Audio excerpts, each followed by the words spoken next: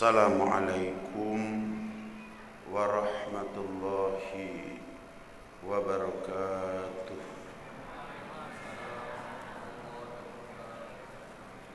Bismillahirrahmanirrahim. Alhamdulillahi rabbil alamin. Wassalatu wassalamu ala man ba'athu Allahu rahmatan lil alamin wa ala alihi wa sahbihi wa man tabi'ahum bi ihsanin ila yaumiddin, amma ba'du. Para alim ulama, para asatid wal asatijah, para abi-abi, hadirin kaum muslimin wal hadirat kaum muslimat rahimakumullah.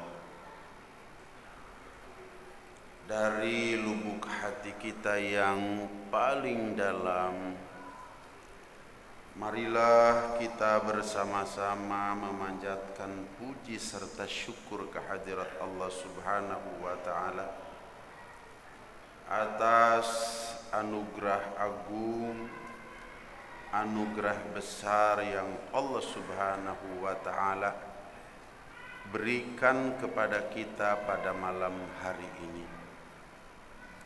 Apakah anugerah agung, anugerah besar itu? Anugerah berupa hidayatut taufik. Dengan anugerah hidayah tersebut, Allah Subhanahu wa ta'ala telah memudahkan, meringankan kepada kita untuk melangkahkan kedua belah kaki, melanggangkan kedua belah tangan, menghadapkan jiwa serta raga kita dari ujung rambut sampai dengan ujung kaki, duduk tersimpuh di rumahnya Allah Subhanahu wa ta'ala.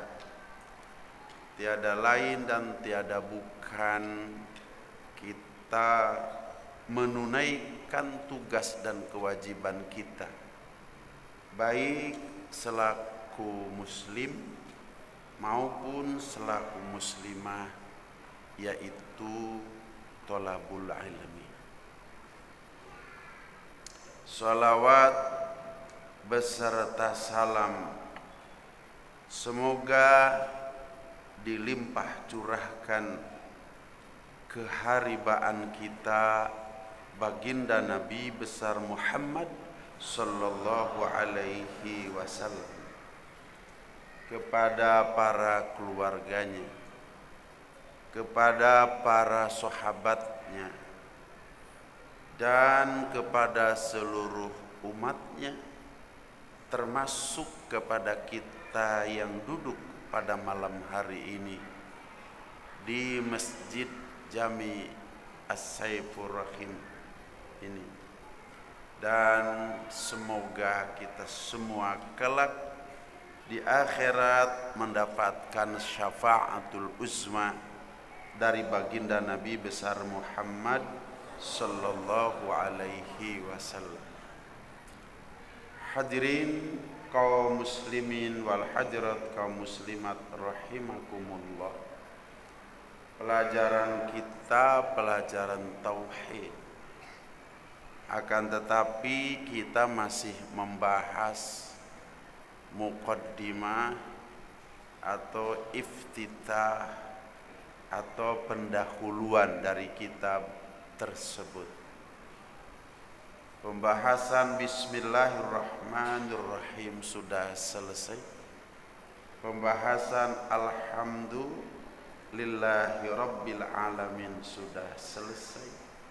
Pembahasan wassalatu wassalamu ala man ba'athahullahu rahmatan lil alamin sudah selesai. Wa ala alihi wa sahbihi juga sudah selesai. kita akan membahas wa man tabi'ahum bi ihsanin ila yaumiddin. Dan rahmat Allah beserta keselamatan Allah Subhanahu wa taala di samping disampaikan kepada baginda Nabi besar Muhammad sallallahu alaihi wasallam, disampaikan kepada keluarga baginda Nabi besar Muhammad sallallahu alaihi wasallam, disampaikan kepada para sahabat radhiyallahu anhum, daripada sahabat-sahabat baginda Nabi besar Muhammad sallallahu alaihi wasallam. Tolong diperhatikan juga waman tabi'ahum, juga disampaikan kepada tabi'ahum, para tabi'in, para pengikut. Ini perlu penjelasan siapa yang disebut dengan para pengikut itu, para tabi'in itu.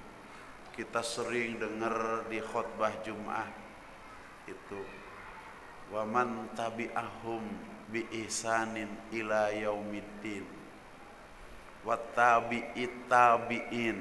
Kita sering mendengar itu. Ini sesungguhnya tabi'in itu siapa? Akan tetapi Abah ingin urut dari atas dulu, karena bahwa Allah Subhanahu wa ta'ala telah memilih dari hamba-hamba kekasihnya itu. Yang pertama ada yang berpangkat Rasul, yang kedua ada yang berpangkat Nabi, yang ketiga ada yang berpangkat sahabat, yang keempat tentu kemarin dari Nabi itu ada anak cucunya, itu yang disebut dengan keluarga. Kemudian di bawah sahabat itu ada tabi'in, bahkan ada tabi'ut tabi'in. Kita ingin urut siapa yang disebut dengan Rasul itu. Rasul itu artinya adalah seorang yang dipilih oleh Allah Subhanahu wa ta'ala menjadi seorang Rasul, kemudian diberikan wahyu oleh Allah Subhanahu wa ta'ala dan diberikan tugas untuk menyampaikan kepada kaumnya, atau diberikan tugas untuk menyampaikan kepada umatnya, seperti Nabi kita Muhammad sallallahu alaihi wasallam. Beliau adalah Rasul. Kemudian yang kedua adalah Nabi. Siapakah Nabi itu? Nabi ialah seseorang hamba pilihan Allah, diberikan wahyu oleh Allah Subhanahu wa ta'ala, akan tetapi tidak diberikan kewajiban, tidak ditugaskan untuk menyampaikan kepada kaumnya, untuk menyampaikan kepada umatnya. Ini definisi sebagai seorang nabi. Setiap rasul pasti nabi, tapi tidak setiap nabi rasul. Jadi kalau kita menyebut baginda Nabi besar Muhammad sallallahu alaihi wasallam, itu maknanya nabi dan rasul, karena beliau memiliki pangkat sebagai seorang rasul. Seorang rasul itu pasti nabi, akan tetapi tidak seorang nabi pasti rasul. Perlu juga diketahui, karena yang menjadi nabi dan menjadi rasul itu tidak ujung-ujung. Nabi Musa menjadi pengembala kambing dulu sebelum jadi nabi. Nabi Ibrahim alaihi salam jadi petualang dulu sebelum jadi nabi dan rasul. Bahkan Nabi kita Muhammad sallallahu alaihi wasallam sebelum menjadi nabi, sebelum menjadi rasul, beliau pengembala kambing. Beliau pedagang di samping Siti Khadijatul Kubra radhiyallahu anha. Bapak-bapak, ibu-ibu sekalian, ketika calon-calon nabi dan calon-calon rasul itu siapa sesungguhnya? Bapak ibu sekalian yang dirahmati oleh Allah Subhanahu wa taala, seorang calon nabi atau seorang calon rasul, ternyata bahwa calon-calon itu dicalonkan oleh Allah sejak ia ada di kandungan sampai dengan lahir, maka ia dipelihara oleh Allah Subhanahu wa taala. Dengan apa Allah Subhanahu wa taala memelihara calon-calon nabi, calon-calon rasul itu? Dipeliharanya dengan sesuatu yang bernama al-irhas. Apa? Al-irhas.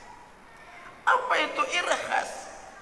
Irhas sesuatu yang ada di bawah wahyu, akan tetapi kedudukannya seperti wahyu, karena wahyu diberikan kepada rasul, sementara irhas diberikan kepada calon para nabi dan calon para rasul. Artinya apa? Bahwa calon-calon nabi, calon-calon rasul, mereka dipelihara oleh Allah Subhanahu wa taala. Tidak akan pernah melakukan sesuatu yang salah, karena mereka diberikan irhas oleh Allah Subhanahu wa taala, sesuatu yang tidak sampai derajatnya kepada wahyu, akan tetapi ia ada di bawah wahyu. Tapi yang namanya irhas adalah sesuatu yang merupakan pemeliharaan Allah terhadap calon-calon nabinya dan calon-calon rasul. Bagaimana tidak, bahwa calon-calon nabi, calon-calon rasul itu diberikan pemeliharaan, diberikan irhas oleh Allah Subhanahu wa taala. Contoh Nabi Musa alaihissalam, sejak kelahirannya sudah dipelihara oleh Allah Subhanahu wa taala. Padahal bagaimana ganasnya Fir'aun laknatullah alaihi pada saat itu, karena 40 kahin, 40 dukun meramalkan akan ada seorang bayi yang lahir yang akan menggantikan posisi kerajaan Fir'aun laknatullah. Maka sejak itu Fir'aun laknatullah alaih tidak enak makan, tidak enak minum, tidak enak, tidak nyenyak tidur, kurus kering kerontang. Karena seorang pejabat yang paling ditakuti apabila jabatannya ada yang merebut. Betul? Sehingga dikorbankan segala sesuatunya. Kalau perlu bunuh demi jabatan. Maka Fir'aun laknatullah alaih ketika ada kabar dari 40 kahin, 40 dukun bahwa ada seorang bayi yang akan lahir dan kelak akan menggantikan posisi kerajaan Fir'aun laknatullah alaih,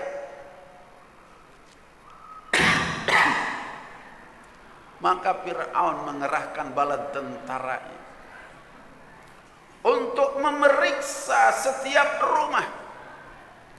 Manakala di dalam rumah itu ada seseorang yang sedang hamil, maka dikasih tanda sampai dengan kapan ia lahirnya, termasuk rumahnya Nabi Musa alaihi salam.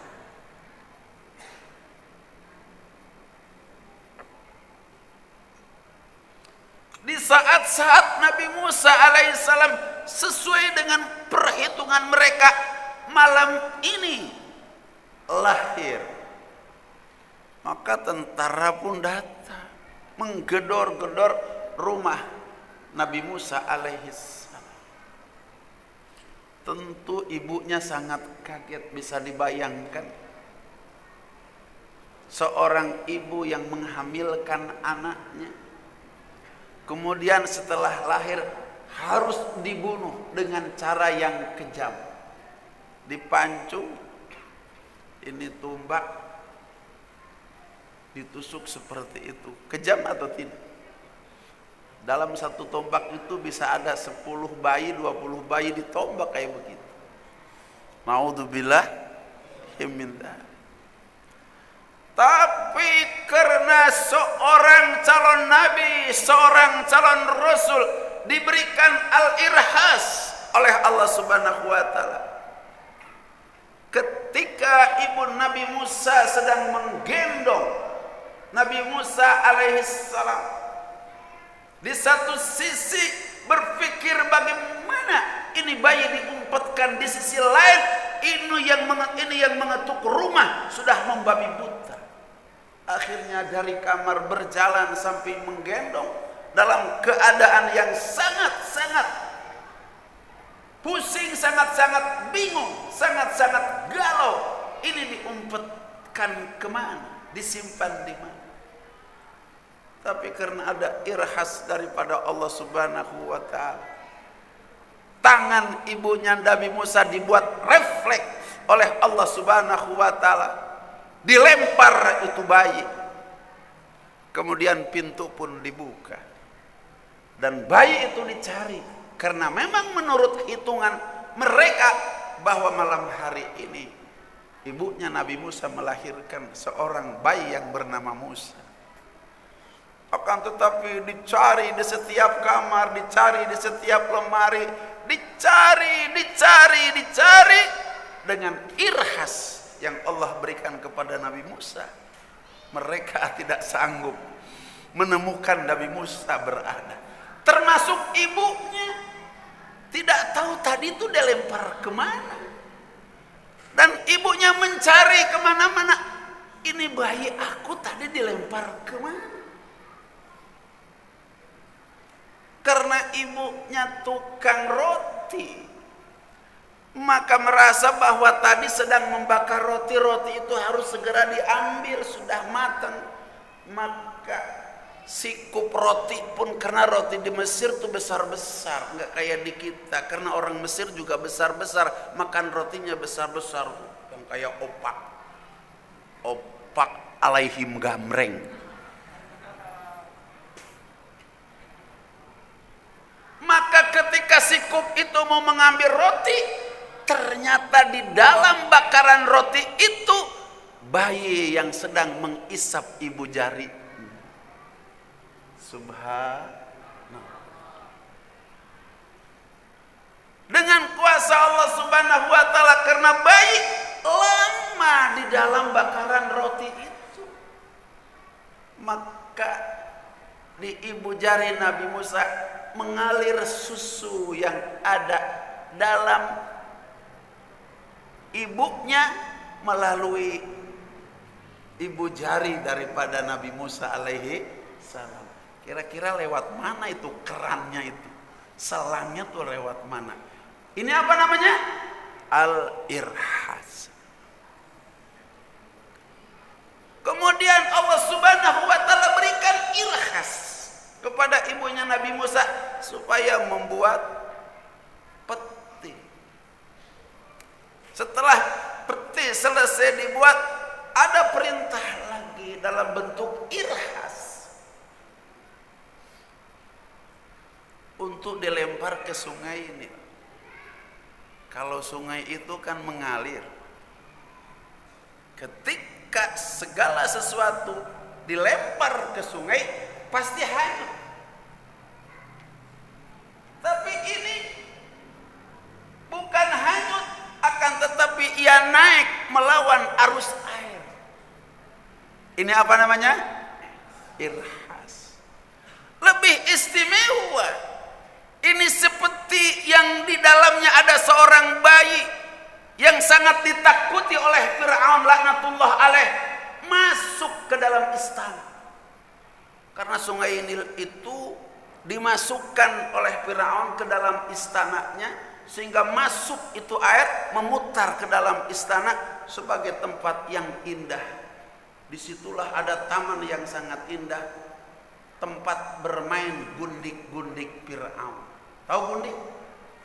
Wanita-wanita yang setiap pekan dipilih. Begitu. Jadi dulu zaman Fir'aun tidak boleh ada wanita cantik di kampung kecuali harus dikirim ke istana Fir'aun. Yang cantik-cantik buat Fir'aun, yang butut-butut buat rakyat.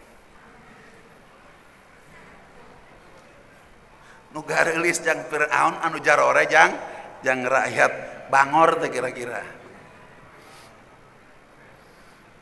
Jadi Fir'aun itu kalau pengen tinggal berdiri di lantai 2, marpuah sini, masitoh sini. Begitu kelakuannya Fir'aun. Ini peti Nabi Musa ditemukan oleh siapa?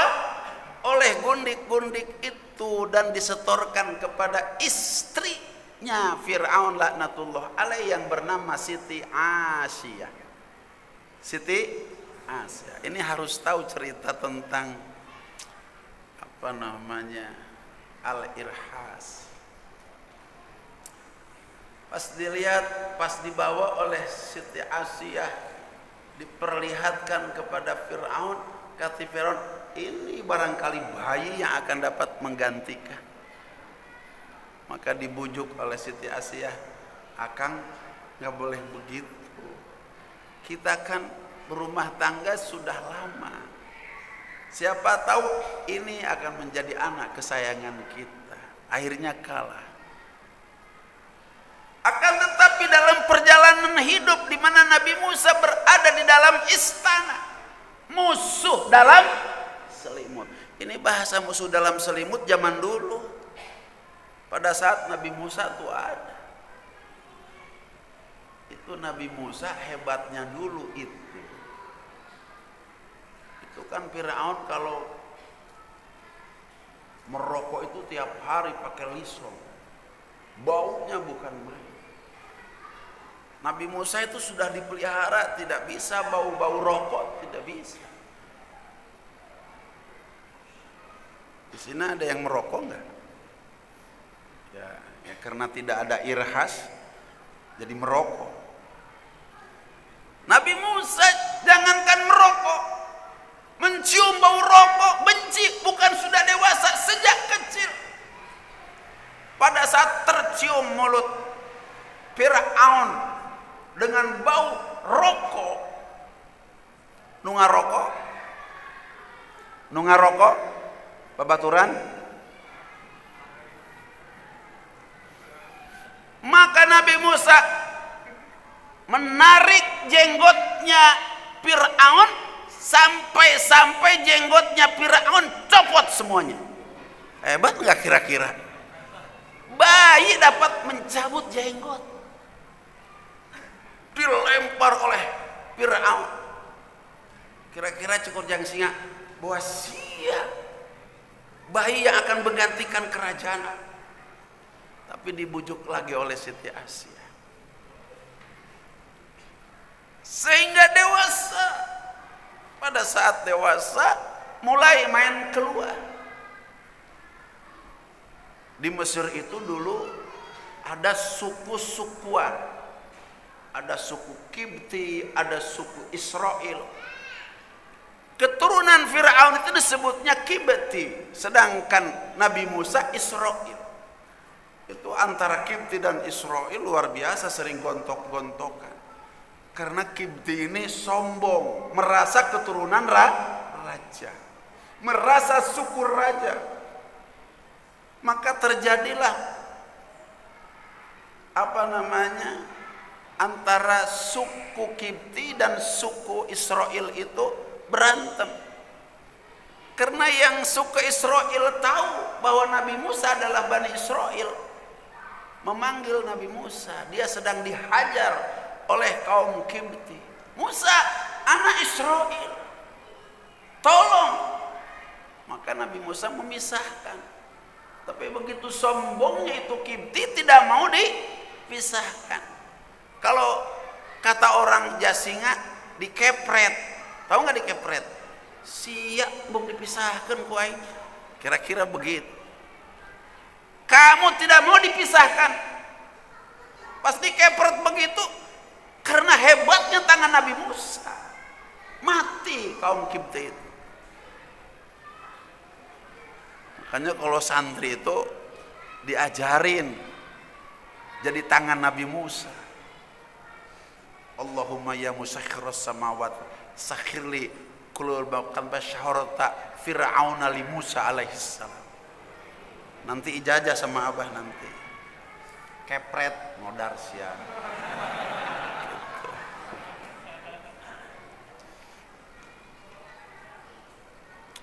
Maka sampai berita itu ke istana bahwa Musa membunuh kaum Kipti. Datang perintah dari Fir'aun, kejar Musa, bunuh Musa. Karena sudah berani membunuh keturunan raja Fir'aun.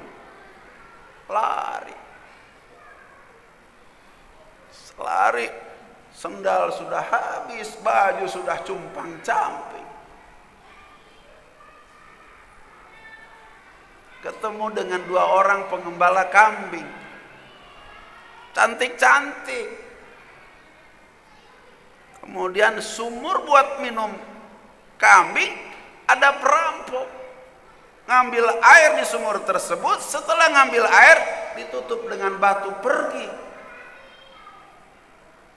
Maka ketika 2 wanita ini ingin meminumkan kambing gembalaannya, maka kesulitan karena sumurnya ditutup oleh perampok. Nabi Musa ada di atas, di bawah pohon yang hari ini disebutnya Sajaroti Musa, di mana Nabi Musa berteduh di situ, melihat 2 wanita sedang mengangkat batu yang sangat besar dan berat. Tidak sanggup, Nabi Musa turun. Kata Nabi Musa, biar saya yang tolong. Batu besar diangkat, dilempar, sehingga sumur itu terbuka. Kambing pun dapat minum air tersebut, sehingga kambing terselamat dengan pertolongan Nabi Musa dan pulang ke rumahnya ke Madian. Sampai di Madian cerita sama bapaknya, bapak, andai tidak ada seorang pemuda yang membantu kami, ini kambing-kambing mati kehausan. Karena sumur yang di tempat kita minum ditutup oleh batu, oleh para perampok. Siapa dia? Kami juga tidak tahu. Sepertinya dia dalam keadaan bingung. Kata bapaknya, besok suruh pulang, suruh datang ke rumah ayah ke sini. Keesokan harinya mengembala kambing lagi di situ, bertemu lagi dengan Nabi Musa. Ketika pulang, bercerita 2 wanita ini, akang disuruh ke sana sama ayah kamu. Lagi bingung, kemudian diperintahkan untuk datang ke rumah. Kira-kira senang gak? Senang. Ini irhas. Sesampainya di rumah 2 wanita itu disambut oleh ayahnya. La ya'lamuhun nabiyyu ilan nabi, tidak ada yang mengetahui ciri-ciri nabi kecuali nabi. Ternyata bahwa ayah kedua anak wanita itu, 2 gadis itu, Nabi Syuaib. Maka Nabi Syuaib hafal bahwa di wajahnya ada tanda-tanda kenabian, sehingga Nabi Syuaib mendapatkan keberkahan yang sangat luar biasa. Maka disambut dengan sedemikian rupa, diberikan pakaian, disuruh mandi, dikasih makan. Lebih jauh daripada itu, kata Nabi Syuaib, itu yang mengembala kambing adalah 2 anak gadisku. Jadi besok malam ini kamu pilih, besok laporan sama aku, kamu pilih adeknya atau pilih kakaknya. Nabi Musa nggak tidur semalam, adeknya, kakaknya, adeknya, kakaknya, sampai subuh. Tapi pas dihitung yang terakhir adeknya, katanya. Pintar Nabi Musa. Karena yang paling cantik adiknya. Pagi-pagi ditanya, Musa pilih yang mana? Adiknya Pak. Dinikahkan oleh Nabi Syuaib. Karena Nabi Musa tidak punya apa-apa, mas kawinnya mengembala kambing 8 tahun. Kata Nabi Syuaib, kalau 1 tahun ini anaknya laki-laki buat kamu, anaknya perempuan buat ayah. Tahun pertama laki semuanya. Sehingga Nabi Syuaib kebingungan, kok seragam tahun ini tidak ada satupun yang lahir perempuan. Kata Nabi Syuaib, tahun besok kalau yang lahir laki-laki buat ayah, yang perempuan buat kamu. Tahun kedua perempuan semua. Sampai 8 tahun seperti itu, sehingga dalam waktu yang relatif singkat Nabi Musa mendapatkan kambing yang cukup banyak. Ini namanya irhas. Karena ceritanya irhas, Abah tidak cerita sampai kepada jadi nabi. Artinya apa? Bahwa setiap nabi, setiap rasul sebelum mereka menjadi nabi, menjadi rasul, oleh Allah Subhanahu wa taala dipelihara. Dipelihara oleh apa? Dengan irhasnya Allah Subhanahu wa taala. Baik, Abah ingin sampaikan karena ini bahasa-bahasa yang kita kenal, akan tetapi kadang-kadang kita tidak tahu maknanya. Ada nabi, ada rasul, ada siapa lagi? Ada ulul azmi. Ada siapa lagi? Nanti ada wahyu, ada irhas, kemudian ada ilham. Kalau wahyu diberikan kepada para rasul, kepada para nabi. Kalau irhas diberikan kepada para calon nabi dan para calon rasul, ada lagi yang disebut dengan ilham.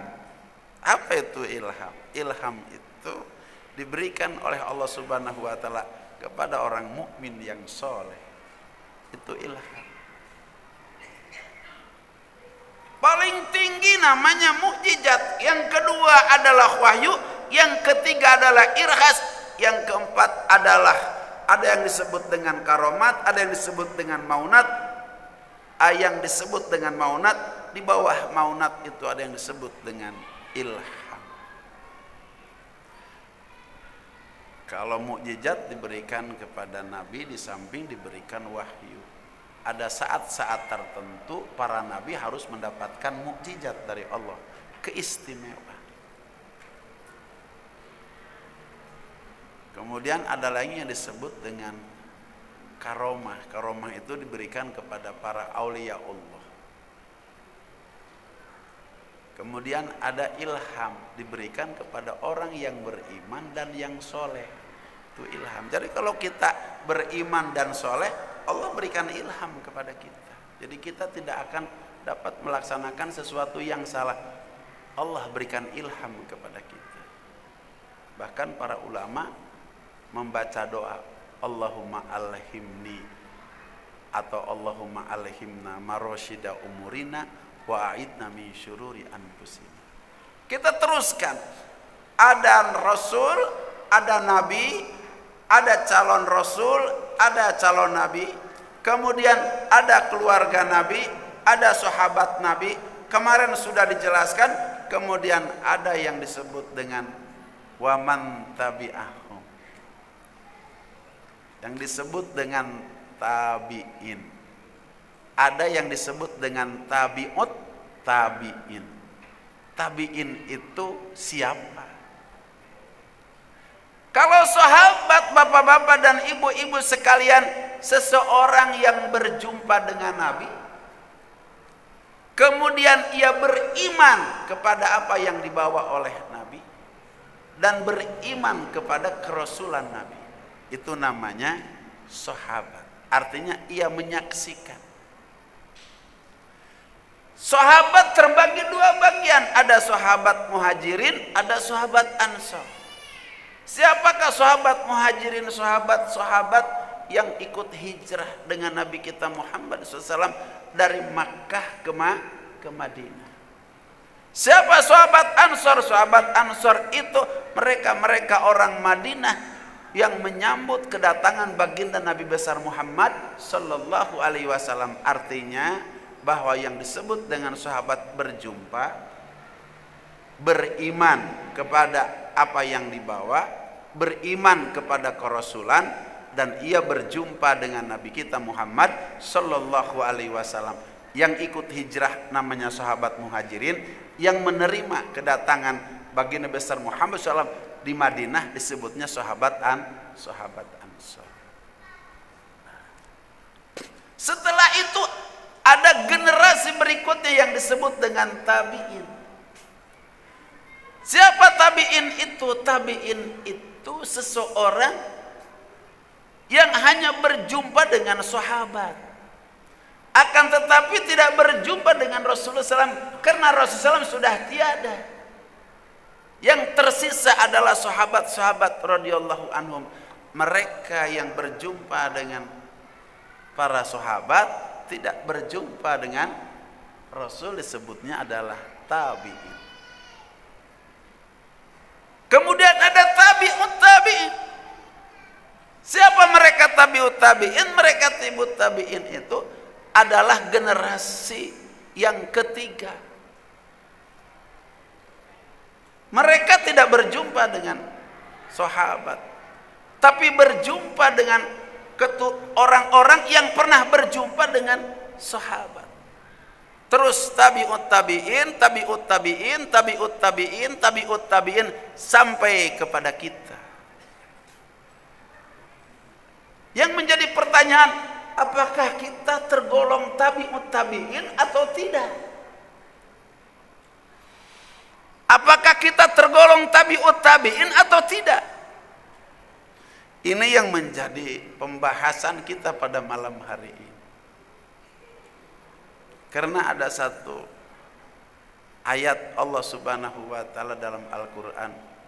A'udzu billahi minasy syaithanir rajim.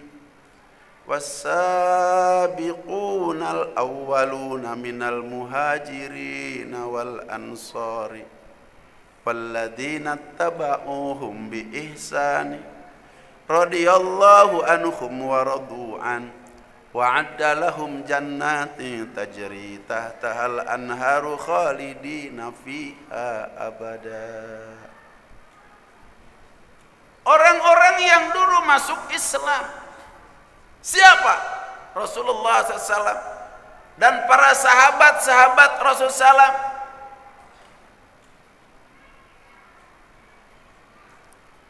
Radhiyallahu anhum, mereka telah mendapatkan keridhaan daripada Allah Subhanahu wa taala, waradu'an, dan mereka ridho kepada Allah Subhanahu wa taala. Perkara yang paling mahal adalah perkara mendapatkan keridhaan Allah. Mahal. Jadi mereka yang mendapatkan keridhaan Allah Subhanahu wa taala para sahabat. Mereka belum lagi meninggal dunia, tapi Allah telah umumkan bahwa Allah ridho kepada mereka dan mereka ridho kepada Allah. Ini Allah yang menyatakan kepada 124.000 sahabat Rasulullah sallallahu alaihi wasallam. Setelah Allah menyatakan radhiyallahu anhum wa radu'an, Allah menyampaikan lagi wa'adda lahum jannatin tajri tahtahal anharu khalidina fiha abada. Allah Subhanahu wa taala berjanji kepada mereka bahwa mereka nanti di akhirat akan mendapatkan surga yang mengalir di bawahnya sungai-sungai. dan mereka kekal di dalam.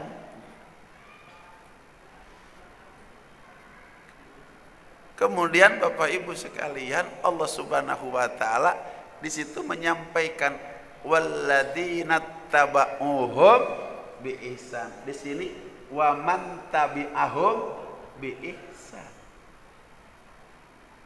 Dan mereka-mereka yang mengikuti jejak para sahabat bi ihsan, dengan baik.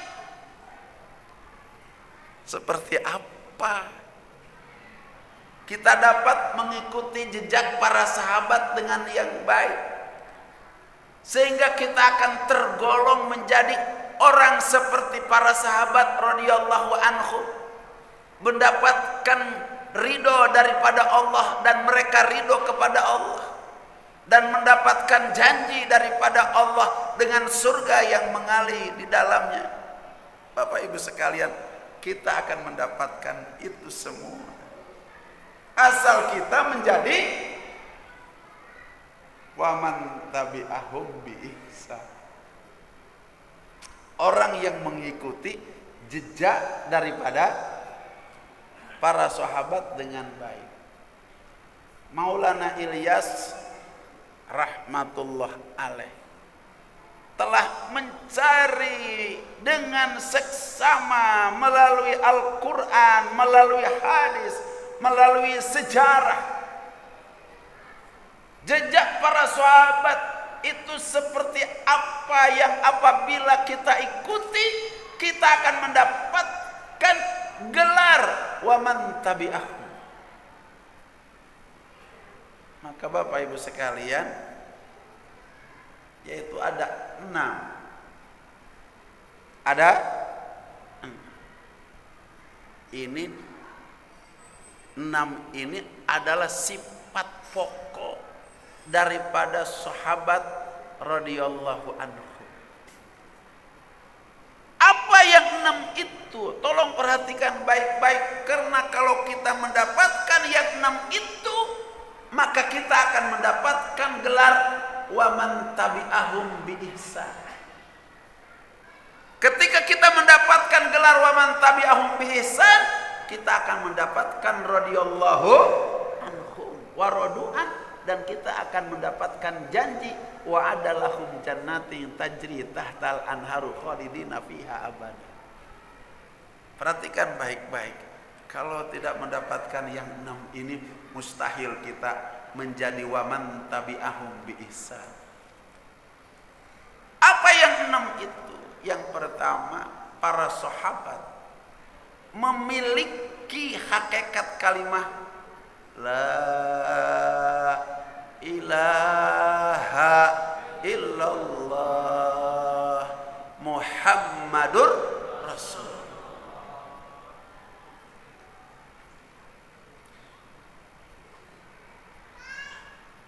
Bapak Ibu sekalian, la ilaha illallah Muhammadur Rasulullah. Ini kaitannya dengan pembahasan kitab yang akan kita kaji, itu pembahasan tauhid. Bapak Ibu sekalian, mungkin kita pada malam hari ini sampai kepada la ilaha illallah saja. Untuk Muhammadur Rasulullah kita tunggu pada hari Ahad 2 pekan yang akan datang. Karena pembahasan la ilaha illallah juga luar biasa. Bapak Ibu sekalian yang dirahmati oleh Allah Subhanahu wa taala, la ilaha illallah itu manakala ditinjau dari sisi lafaznya, anak-anak santri mestinya nulis, karena abah nih ngaji ini jauh, karena abah ngajar tahun ini punya sanad sampai kepada Rasulullah Sallallahu Alaihi Wasallam. Jadi kalimat la ilallah ditinjau dari sisi lafadznya disebut dengan kalimatut tahlil. Apa? Kalimah tahlil. Makanya ada orang ditanya malam Jumat mau kemana? Mau tahlilan. Apa itu tahlilan? Melafazkan kalimat la ilaha illallah. La ilaha illallah, la ilaha illallah, la ilaha. ngerti nggak ngerti, pokoknya la ilaha illallah saja. Dapat amplop, dapat berkat. Itu namanya tahlilan apabila la ilaha illallah ditinjau dari sisi lafaznya. Yang kedua, la ilaha illallah ditinjau dari sisi makna yang terkandung di dalamnya. Disebutnya kalimatut tauhid. Karena la ilaha illallah apabila kita maknai la ilaha, jangan dulu, tidak ada zat yang wajib kita yakini, yang wajib kita imani, dan yang wajib kita makrifati. Ilahnya istisna mufarrad, putus. Tidak ada ilah-ilah yang lain, satu-satunya ilah hanya Allah Subhanahu wa ta'ala. 14,5 abad yang silam Allah Subhanahu wa ta'ala berfirman dalam Al-Quran, wa'budullaha wa la tusyriku bihi syai'an. Wa'budullaha ainu wahidullah, hendaklah kamu mengesahkan kepada Allah, meyakini kepada Allah, memakrifati kepada Allah, bahwa satu-satunya yang harus kamu yakini, imani, makrifati illallah, kecuali Allah. Kalau ada yang lain di dalam hati kita, walaupun sebesar biji jaro, sebesar melekul, Allah berfirman di dalam ayat yang lain, innallaha la yaghfiru ayyushraka bih. Sesungguhnya Allah tidak akan pernah menerima dosa seseorang yang di dalam hatinya ada syirik kepada Allah Subhanahu wa ta'ala, walaupun sebesar biji zarrah. Hati-hati, jangan pernah dalam hati ini ada keyakinan kepada makhluk. Satu-satunya keyakinan hanya kepada Allah Subhanahu wa ta'ala. Hati kita ini bukan tempat makhluk, tempatnya Allah Subhanahu wa ta'ala.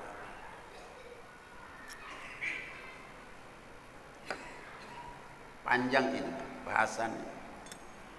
Kemudian yang ketiga, kalimah la ilaha illallah disebutnya kalimah miftahul jannah.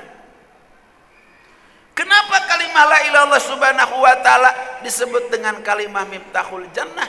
Karena keterangan sebuah hadis baginda Rasulullah, barang siapa yang akhir hayatnya mengucapkan kalimah la ilaha illallah dakhalal jannah.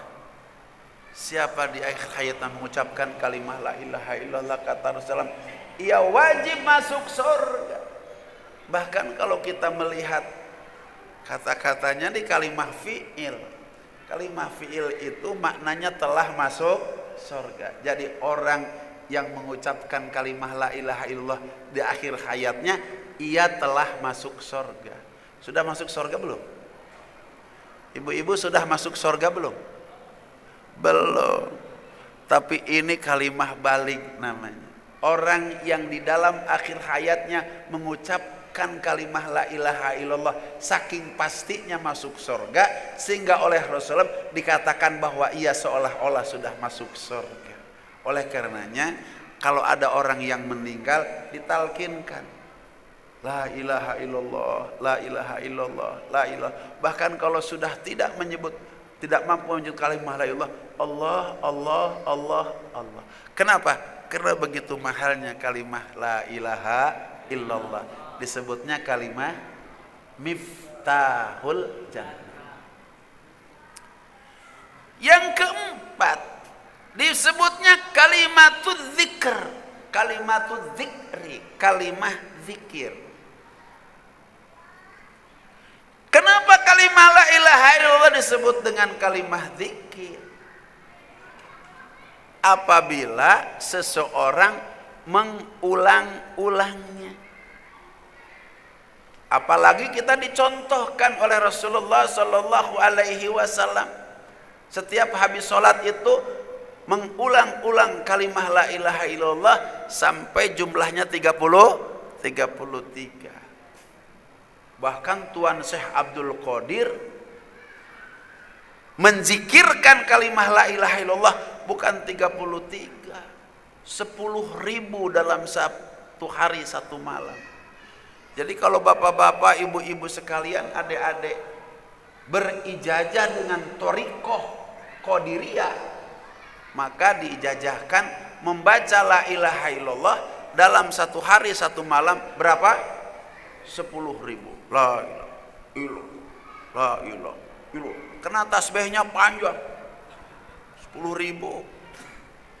Abah lewati semuanya itu.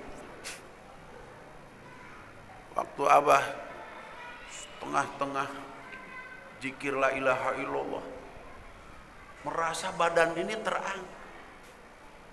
Naik pohon pisang enggak patah, naik jemuran enggak patah.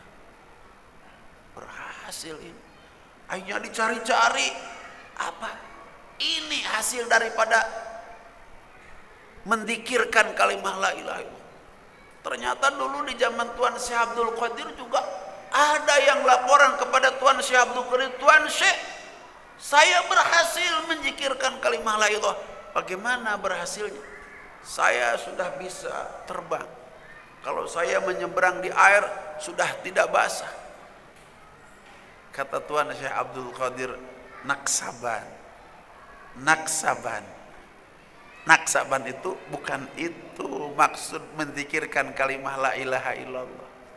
Maksud menzikirkan kalimah la ilallah, mengulang-ulang kalimah la ilallah agar kita semakin yakin kepada Allah, semakin dekat kepada Allah.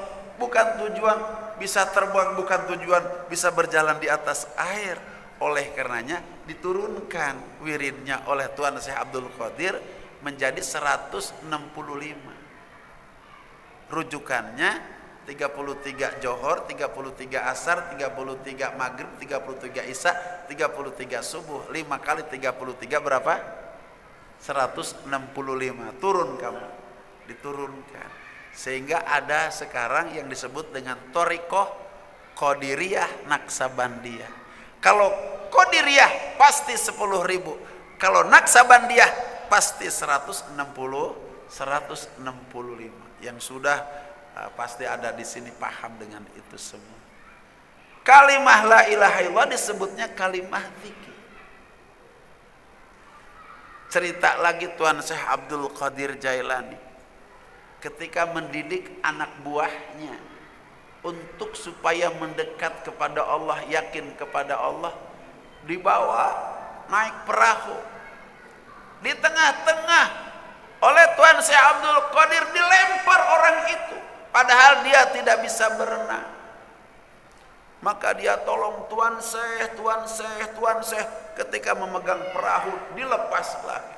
Tuan Syekh memegang perahu dilepas lagi. Tuan Syekh memegang perahu dilepas lagi dan ditinggal oleh Tuan Syekh Abdul Qadir Jailani. Dan perahu lari, dia ditinggal. Dia menjerit Allah, Allah, Allah. Baru Tuan Syekh Abdul Qadir menjemput lagi, ayo naik. Ini pendidikan. Jadi kita kalau belajar thariqah dengan qadiriyah maupun naksabandiyah, tujuannya bukan untuk apa-apa. Tujuannya untuk menambah keyakinan kita kepada Allah, menambah dekat kita kepada Allah. Bahkan Rasulullah SAW, berzikirlah kamu sehingga orang menganggap kamu menjadi orang gila. Kenapa? Pertanyaannya, kalau ada orang tergila-gila sama fulanah, boleh. Masa kita tidak boleh tergila-gila sama Allah Subhanahu wa ta'ala?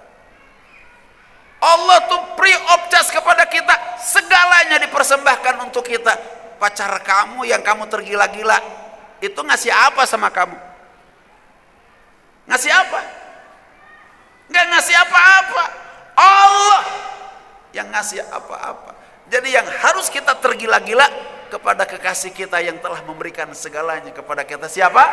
Allah. Ujung rambut, ujung kaki Allah yang berikan, baju yang dipakai Allah yang berikan, yang di lemari Allah yang berikan, rumah Allah yang berikan, sepeda motor kendaraan Allah yang berikan, sawaladang Allah berikan. kita bercinta, kita yang benar tuh kepada Allah Subhanahu wa taala, maka dengan cara mendikirkan kalimah la ilaha illallah. Karena seseorang kalau cinta kepada seseorang pasti sering menyebut nama itu.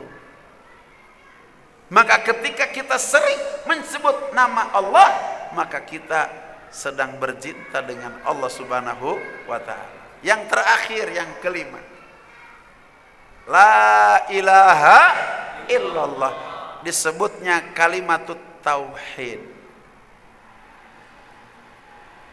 Salah, disebutnya kalimah thayyibah. Kalimat tauhid sudah, kalimah thayyibah yang terakhir. Kalimah la ilaha illallah disebutnya kalimah thayyibah. Kenapa kalimah la ilaha illallah disebut dengan kalimah thayyibah? Kita dari dulu pernah mendengar kalimah thayyibah, kalimah thayyibah, kalimah thayyibah. Kalimah thayyibah itu kalimah la ilaha illallah. La ilaha illallah yang bagaimana? Karena la ilaha illallah ditinjau dari sisi lafaznya disebutnya kalimatut tahlil, ditinjau dari sisi maknanya disebut kalimatut tauhid, ditinjau dari sisi orang yang mengucapkan dari hayat disebutnya kalimah miftahul jannah, orang yang mengulang-ulangnya disebut kalimatut dzikr. Nah, kenapa ini kalimah la ilaha illallah disebutnya kalimah thayyibah? Karena di dalam kalimah itu ada 4 makna yang sangat dalam. Tolong perhatikan baik-baik. Yang pertama, la ilaha illallah la maujuda illallah. Yang kedua, la ilaha illallah la ma'buda illallah. Yang ketiga, la ilaha illallah la matluba illallah. Yang keempat, yang terakhir, tidak ada yang kelima, la ilaha illallah la maksuda illallah. La ilaha illallah la maujuda illallah. La ilaha illallah la ma'buda illallah. La ilaha illallah la matluba illallah.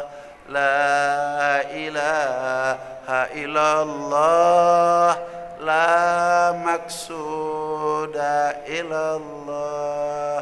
Ibu, kalau sudah punya kalimah ini, diri kita akan menjadi baik, keluarga kita akan menjadi baik, qaryah kita akan menjadi baik, negara kita akan menjadi baik. Baik itu bahasa Arabnya thayyibah, syahsiyah thayyibah, zuriyah thayyibah, qaryah thayyibah, baldah thayyibah. Dalam Al-Quran ada disebut dengan baldah thayyibah. Apa syarat baldah thayyibah itu? Apa syarat qaryah thayyibah itu? Apa syarat juriyah thayyibah itu? Apa syarat sahsiyah thayyibah? Negara bisa thayyibah, kampung bisa thayyibah, keluarga bisa thayyibah, diri bisa thayyibah atau sahsiyah thayyibah manakala ada kalimah thayyibah. Ada kalimah yang 4 itu. Nah, sebelum kita mencapai makna daripada la ilaha illallah, la maujuda illallah, la ilaha illallah, la ma'buda illallah, la ilaha illallah, la matluba illallah, la ilaha illallah, la maksuda illallah. Yuk kita bareng-bareng kita hafalkan dulu. Nyanyinya enak enggak yang tadi? La ilaha illallah la maujuda illallah. Allah senang kita menghafalkan ini. Ayo. La ilaha illallah la maujuda illallah. Dengar lagi. Yang kedua, la ilaha illallah la ma'buda illallah. Ayo.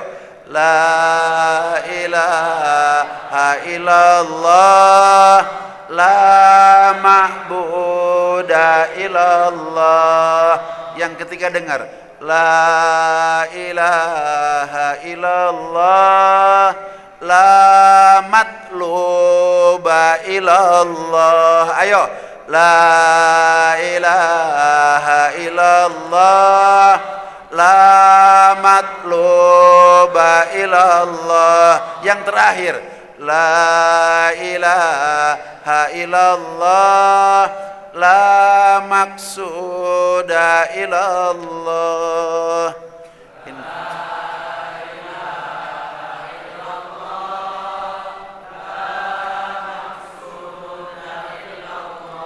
Dari awal, la ilaha illallah la ma'buda illallah la ilaha illallah la ma'buda illallah la ilaha illallah la matluba illallah la ilaha illallah la maksuda illallah.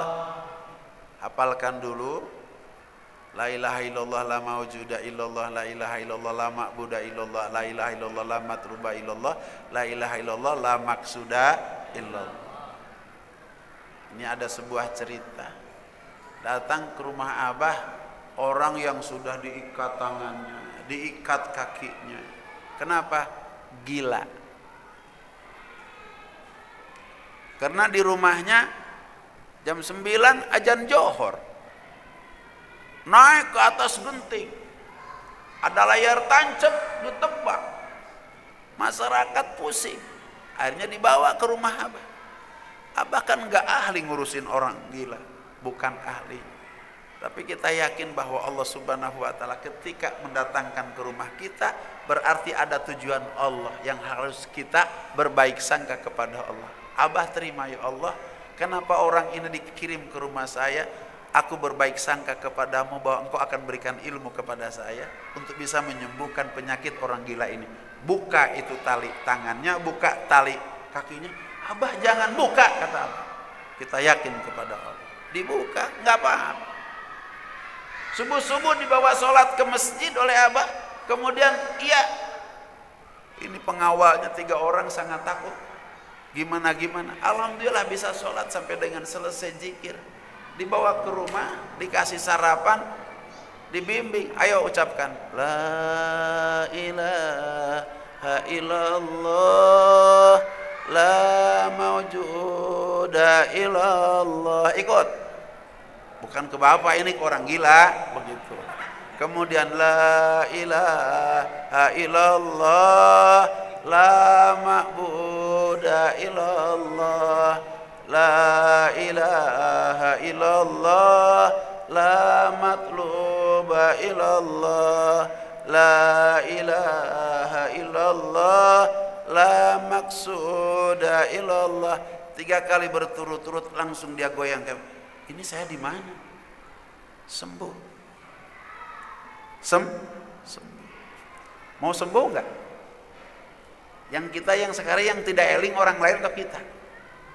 Insya Allah kita ingin menyembuhkan diri kita agar Allah jadikan kita syahsiyah thayyibah. Ketika kita rumah tangga, didik istri anak kita dengan kalimah thayyibah sehingga menjadi juriyah thayyibah. Setelah kita menjadi juriyah thayyibah, tularkan kepada tetangga kita. Sehingga di sebuah kampung kita semuanya memiliki kalimah thayyibah. Allah akan jadikan qaryah thayyibah. Dari kampung berjalan lagi ke kampung-kampung yang lain sehingga di seluruh negara kita Indonesia memiliki kalimah thayyibah.